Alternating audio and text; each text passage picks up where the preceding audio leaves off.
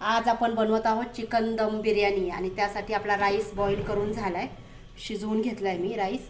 India गेटचा हा rice आहे अख्खा।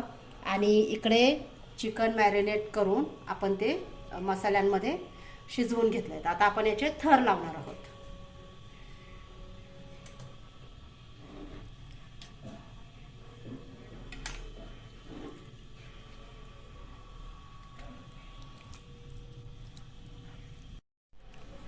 यावर आता आपण दुसरा थर लावूया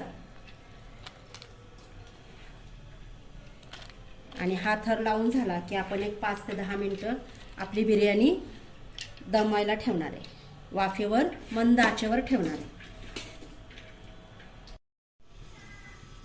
तर आपण 10 मिनिट झालं आपली बिर्याणी वाफवायला ठेवली होती, दम व्हायला।